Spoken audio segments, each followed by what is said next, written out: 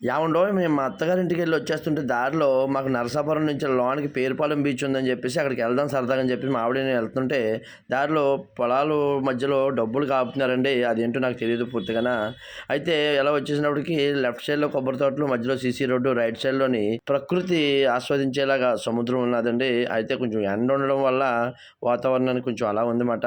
అలాగే ఆ దగ్గరలోని మంచి పెద్ద విగ్రహం ఉందండి. అలాగే రాజశేఖర రెడ్డి గారి విగ్రహం. అది చూసుకుని అలా లోనికి వెళ్ళిన వెంటనే ఫోటోలు తీయడానికి ఒక అతను వచ్చేసి ఫోటోలు తీస్తామండి అయ్యి అన్నారు. అంతలోపటికి మా ఆవిడకి రూ. 10 కాయిన్ దొరికిందంటండి. ఆ కాయిన్ దొరికిన కాయిన్ ఉండకూడదని చెప్పేసి మళ్ళీ సముద్రంలో వేసేయడానికి నడిచెళ్ళి అలా వేసేసిందండి. వేసేసి దండం పెట్టుకుని వచ్చారన్నమాట. అలాగే వచ్చేస్తూ దారిలోనండి లెఫ్ట్ సైడ్లో పెద్ద చర్చ్ ఉందండి. అంటే పాతకాలం చర్చ్ అనుకుంటాను. చూసారా పెద్దది.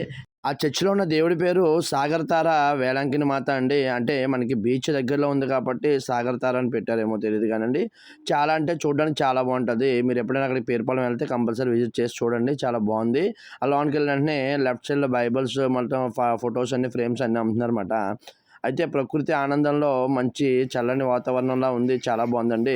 అలాగే యేసుప్రభు గురించి కూడా అక్కడ సిలువలు అన్నీ యేసు కూడా అన్నీ వివరించారు. ఆ చర్చ్ చూడడానికి చాలా అంటే ఓల్డ్ మోడల్‌లో ఉన్నది చాలా అందంగా ఉంది.